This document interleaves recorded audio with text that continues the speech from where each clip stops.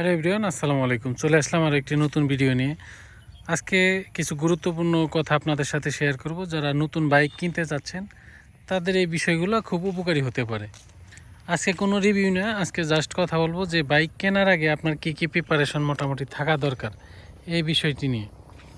আমরা যখন চিন্তা করি যে একটা নতুন বাইক কিনবো, তো তখন আসলে খুবই খুশি লাগে, কিন্তু তখন কিছু পেপারস কিংবা ড্রাইভিং লাইসেন্স এই টাইপের কোনো কিছুর কারণে আমরা রাস্তায় ঠিকমতো গাড়ি চালাইতে পারি না, মানে একটা ভয় থাকে। এটা কিন্তু আসলে খুব জটিল একটা সমস্যা। এটা মানসিক ভয় থেকে শুরু করে অ্যাক্সিডেন্ট পর্যন্ত হয়ে যাইতে পারে।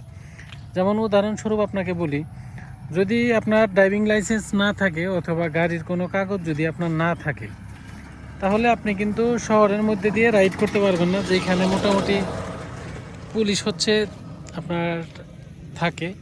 তো ওই জায়গাগুলো দিয়ে মোটামুটি আপনি কিন্তু কখনোই স্বাচ্ছন্দ্য বোধ করে মানে আপনি গাড়ি চালাইতে পারবেন না। আপনার সব সময় একটা ভয় থাকবে যে কোথায় পুলিশ আছে, কোথায় ধরে। সামনে পুলিশ দেখলে আপনার ঘুরাইয়া যাইতে হবে, মানে ব্রেক করতে হইব, মানে ধাওয়া দেয় কিনা, একটা অ্যাক্সিডেন্টের ভয়। ধরেন আপনার বাইকে কাগজ নাই, হুট করে একটা মোড়ের মধ্যে পুলিশ সামনে পড়ে গেছে, সিগন্যাল দিলেন, তখন আপনি কি করলেন? সিগন্যালটা যদি আপনি থাইমা যান, তাহলে তো মোটামুটি 3,000 টাকা জরিমানা মিনিমাম দিতে হবে। অনেক ক্ষেত্রে 5,000ও দেওয়া লাগতে পারে, কাগজ ড্রাইভিং লাইসেন্স কোনোটাই না থাকলে।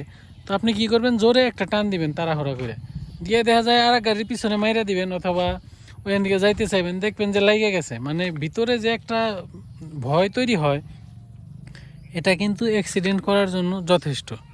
সো সকলেই সাবধান থাকবেন। গাড়ি কেনার আগে আপনার গাড়ির পেপারসের টাকা প্লাস ড্রাইভিং লাইসেন্সটা আগে করার চেষ্টা করবেন, তাহলে কিন্তু এই ধরনের ভয় আর থাকে না। অনেকেই চিন্তা করেন যে আবার লার্নার করে নিয়ে গাড়ি চালাবেন। আসলে লার্নার করা আর ড্রাইভিং লাইসেন্স করা কিন্তু এক না। লার্নার মানে ড্রাইভিং লাইসেন্সের প্রথমে একটা ধাপ পেরোইলেন আর কি। তো লার্নার থাকলে কিন্তু আপনাকে পুলিশে অবশ্যই ধরবে। একদম পিওর ড্রাইভিং লাইসেন্স লাগবে বিআরটি এর, তাহলে একমাত্র আপনি বাঁচতে পারবেন।